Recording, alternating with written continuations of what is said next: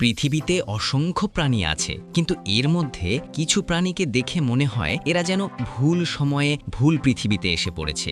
আজকের ভিডিওতে দেখব ঠিক এমনই 5টি অদ্ভুত প্রাণী যারা পৃথিবীতে থাকার মতো নয়। তোমরা যদি এই ভিডিওটা দেখো, আশা করি তোমাদের অনেক ভালো লাগবে। 1. এক্সোলটল।